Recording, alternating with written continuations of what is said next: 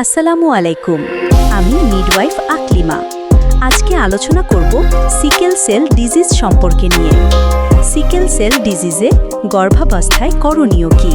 তাহলে চলুন জেনে নেওয়া যাক।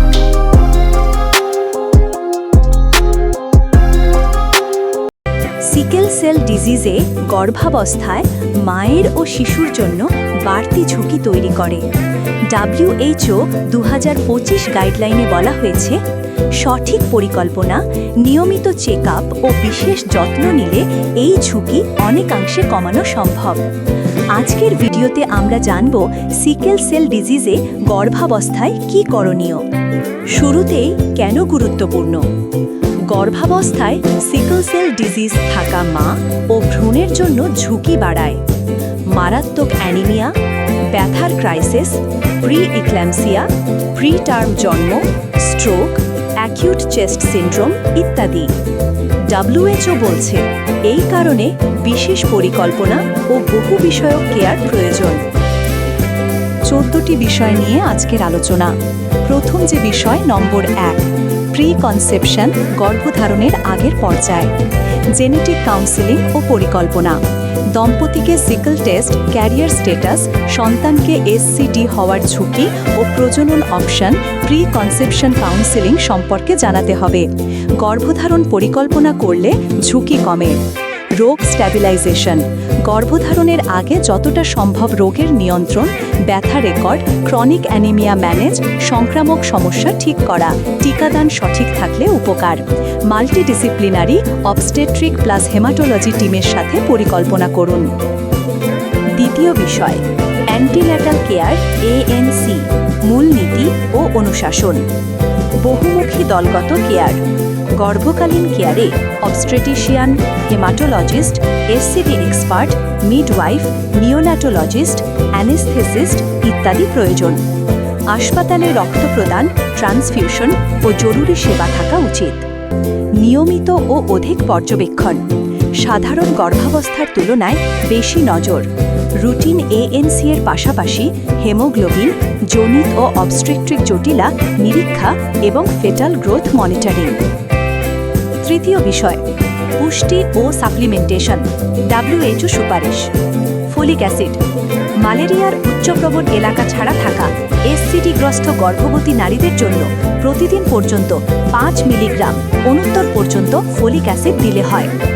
যদি মা সালফাডক্সিন পাইরিমিথামিন দিয়ে ইন্টারমিটেন্ট ম্যালেরিয়া প্রিভেনশন নিচ্ছেন, তখন 400 মিউজি 0.4 মিলিগ্রাম প্রতিদিনই উপযুক্ত, কারণ উচ্চ ফলিক ডোজ SP এর কার্যকারিতা হ্রাস করতে পারে। আয়রন, সাধারণভাবে আয়রন দেওয়া দরকার নেই যদি না স্পষ্টভাবে আয়রন ডেফিসিয়েন্সি পাওয়া যায়। আয়রন ঘাটতি থাকলে সাধারণ গর্ভাবস্থার মতোই আয়রন চিকিৎসা করুন। চতুর্থ বিষয়, ট্রান্সফিউশন, রক্ত। কখন বিবেচনা করবেন? WHO বলে, যদি ইতিহাস থাকে সিভিয়ার ইনফ্যাক্টেবল ক্রাইসিস, বহুবারের এবং চিকিৎসায় অনুত্তর ব্যথার ক্রাইসিস, অথবা গর্ভাবস্থার বাইরে প্রোফাইল্যাক্টিক ট্রান্সফিউশনের পূর্বে লাভ জেনেছেন, তাহলে গর্ভকালে প্রোফাইল্যাক্টিক ট্রান্সফিউশন বিবেচনা করা যেতে পারে। সিদ্ধান্তটা অবশ্যই হেমাটোলজিস্ট প্লাস অবস্টেট্রিক টিম মিলে নেবেন। পঞ্চম বিষয়, হাইড্রক্সিকার্বামাইড, হাইড্রক্সি ইউরিয়া। অত্যন্ত গুরুত্বপূর্ণ নির্দেশনা। যারা গর্ভধারণের আগেই হাইড্রক্সি ইউরিয়া নিয়েছেন, WHO বলছে, শেয়ার্ড ডিসিশন মেকিংয়ের মাধ্যমে মাল্টিডিসিপ্লিনারি টিম ও মায়ের পছন্দ অনুযায়ী গর্ভাবস্থায় হাইড্রক্সি ইউরিয়া পুনরায় চালু রাখা আফটার ফার্স্ট ট্রাইমেস্টার বিবেচনা করা যেতে পারে। সিদ্ধান্তে রোগের তীব্রতা, গর্ভের স্টেজ এবং মায়ের পছন্দ বিবেচ্য। WHO এই টোনটি সতর্ক ও রোগভিত্তিক, এভিডেন্স সীমিত। সংক্ষেপে, হাইড্রক্সি ইউরিয়ার নিরাপত্তা প্রমাণ সীমিত, তাই বিশেষজ্ঞের সঙ্গে ঝুঁকি লাভ আলোচনা করে সিদ্ধান্ত নিন। ষষ্ঠ বিষয়, সংক্রমণ ও ভ্যাকসিনেশন। WHO গাইডলাইন নিয়মিত রুটিন ইনফেকশন প্রতিরোধ, সাধারণ টিকাদান ও স্থানীয় পরিচ্ছন্নতা স্বাস্থ্য ব্যবস্থা জোর দেয়। তবে গর্ভবতীদের জন্য রুটিন অ্যান্টিবায়োটিক প্রোফাইল্যাক্সিস নয়, বরং প্রবল সন্দেহ, উচ্চ জিজ্ঞাসা থাকলে দ্রুত স্ক্রিনিং ও চিকিৎসা। বিশেষ করে ইউটিআই এর জন্য নিম্ন থ্রেশহোল্ড। সপ্তম বিষয় ব্যথা, ভ্যাসো অক্লুসিভ ক্রাইসিস। দ্রুত ও পর্যাপ্ত ব্যথানাশক ব্যবস্থা দিন। ব্যথা হলে দ্রুত মনিটরিং, হাইড্রেশন, অক্সিজেন, প্রয়োজনে আর হেমাটোলজিস্টের পরামর্শ অনুযায়ী থেরাপিউটিক ট্রান্সফিউশন বিবেচনা।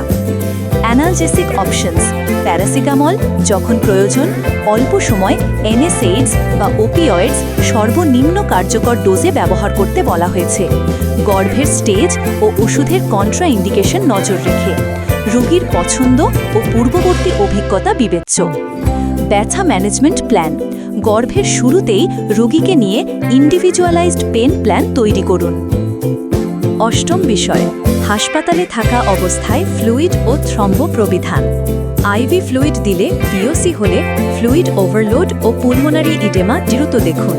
ফুসফুস শোনা, অক্সিমেট্রি, রেসপিরেটরি রেট মনিটর করুন। বিশেষ করে প্রি ইক্লাম্পসিয়া থাকলে আরও কড়া নজর প্রয়োজন। হাসপাতালে ভর্তি হলে থ্রম্ব প্রোফাইল্যাক্সিস দিতে বলেছে যদি কন্ট্রা ইন্ডিকেশন না থাকে, অর্থাৎ হাসপাতালে ভর্তির সময় ভিটিই প্রতিরোধের দিকটি গুরুত্ব সহকারে বিবেচ্য। গর্ভবতী যে জন্য বাড়ির বাইরে না থাকা অবস্থায় আরেকটি ঝুঁকি থাকলে স্থানীয় নির্দেশনা অনুসরণ করুন। নবম বিষয়, ভ্রূণ মনিটরিং, ফিটাল মনিটরিং। যদি এসসিডি জনিত জটিলতা না থাকে, গ্রোথ বায়োমেট্রিক স্ক্যানস প্রতি মাসে এভরি 4 উইকস 24-32 সপ্তাহ পর্যন্ত এবং তারপর প্রতি 3 সপ্তাহে গ্রোথ চেকস করার পরামর্শ আছে। স্বাভাবিক এসসিডি-বিহীন গর্ভাবস্থার তুলনায় বেশি ঘন। যদি এসসিডি বা অবস্টেট্রিক জটিলতা থাকে, তৎকালীন প্রয়োজন অনুযায়ী আরও ইন্টেন্সিভ বা ইন্ডিভিজুয়ালাইজড ফিটাল মনিটরিং। দশম বিষয়, প্রসব, টাইমিং ও মোড অফ বার্থ। টাইমিং, প্রসবের সময় সিদ্ধান্তটি ইন্ডিভিজুয়ালাইজড। ফিট থেকেও ফিট বেটার, ফিটাল ম্যাচিউরিটি বনাম মায়ের ঝুঁকি সম্য পর্যালোচনার পরে নেওয়া হবে। মোড অফ বার্থ, যদি বিশেষ মেডিকেল অবস্টেট্রিক ইন্ডিকেশন না থাকে, ভ্যাজাইনাল বার্থ প্রেফারেবল। সিজার করার সিদ্ধান্ত কেবল নির্দিষ্ট ক্লিনিক্যাল ইন্ডিকেশনের ওপরেই হবে। প্রসবের স্থান এমন হওয়া উচিত যেখানে রক্ত সংকারহ ও নবজাতক কেয়ার সহজে পাওয়া যায়। একাদশ বিষয়, প্রসব পরবর্তী পোস্টনেটাল ও ইন্টার প্রেগন্যান্সি কেয়ার। প্রসবের পর 6 সপ্তাহ পর্যন্ত এসসিডির জন্য বিশেষ কেয়ার দরকার। রোগ মডিফাইং এজেন্ট যেমন হাইড্রক্সিইউরিয়া পুনরায় শুরু, থ্রম্ব প্রোফাইল্যাক্সিস বিবেচনা, স্থানীয় নির্দেশনা অনুসারে কাউন্সেলিং, কন্ট্রাসেপশন পরামর্শ, নবজাতকের এসসিডি স্ক্রিনিং এবং স্তনদানের নিরাপত্তা নিয়ে গাইড করা। দীর্ঘমেয়াদীভাবে এসসিডি কেয়ারকে সেক্সুয়াল রিপ্রোডাক্টিভ সার্ভিসেসের সাথে ইন্টিগ্রেট করতে বলেছে WHO। দ্বাদশ বিষয়, জরুরি লক্ষণ, রেড ফ্ল্যাগস। কবে অবিলম্বে চিকিৎসকের কাছে যাবেন? এই অংশটি WHO এর সার্বিক সতর্কতা ও আন্তর্জাতিক সিকেল সোর্সগুলোকে সংকলন করে দেওয়া। তাত্ত্বিকভাবে কোনো লক্ষণ দেখা গেলে দ্রুত হাসপাতাল বা ক্লিনিকে যোগাযোগ করুন। তীব্র বা লাগাতার ব্যথা যা ওষুধে কমছে না, সিভিয়ার VOC। উচ্চ জ্বর, ফিভার, ইনফেকশনের আশঙ্কা। শ্বাসকষ্ট, বুকে ব্যথা, কাশি, অ্যাকিউট চেস্ট সিন্ড্রোমের লক্ষণ। অত্যধিক দুর্বলতা, চক্কর বা অজ্ঞান হয়ে পড়া, সিভিয়ার অ্যানিমিয়া বা স্ট্রোকের লক্ষণ। হঠাৎ ভ্রূণ গতি কমে যাওয়া বা উল্লেখযোগ্য ভ্যাজাইনাল রক্তপাত, অবস্টেট্রিক এমার্জেন্সি। নোট, এই রেড ফ্ল্যাগসের জন্য WHO গাইডলাইন সাধারণভাবে উচ্চ সতর্কতা ও দ্রুত চিকিৎসা সেবা নেওয়ার পরামর্শ দেয়। স্থানীয় এমার্জেন্সি প্রোটোকল মানুন। ত্রয়োদশ বিষয়, আচরণগত, মানসিক ও সামাজিক দিক। এসসিডি-এ মানসিক চাপ, স্টিগমা ও সামাজিক চ্যালেঞ্জ থাকতে পারে। গর্ভাবস্থায় মানসিক সহায়তা ও কাউন্সেলিং অপরিহার্য। রোগীকেন্দ্রিক, সম্মানজনক যোগাযোগ বজায় রাখা WHO জোর দিচ্ছে। চতুর্দশ বিষয়, সংক্ষিপ্ত ক্লিনিক্যাল চেকলিস্ট। HB পরীক্ষা প্লাস প্রয়োজনীয় lab. NCBI folic acid dose যাচাই 5 মিলিগ্রাম ভার্সেস 0.4 মিলিগ্রাম যদি এসপি নেন। NCBI ইনফেকশন স্ক্রিন UTI ইত্যাদি কম থ্রেশোল্ডে পরীক্ষা। NCBI ব্যথার ইতিহাস ও individualised pain plan review. NCBI fetal growth scan নির্ধারিত সময়ে প্রতি 4 সপ্তাহ 24-32 তারপর প্রতি 3 NCBI ওষুধ review hydroxy urea history transfusion history. শেষ কথা সামারি WHO 2025-এর মূল বার্তা SCD-যুক্ত গর্ভাবস্থায় ঝুঁকি বেশি, কিন্তু প্রি প্ল্যানিং, মাল্টিডিসিপ্লিনারি কেয়ার, সময়োপযোগী ট্রান্সফিউশন, ঔষধি সিদ্ধান্ত এবং ঘন মনিটরিং দিয়ে ফলাফল উন্নত করা সম্ভব।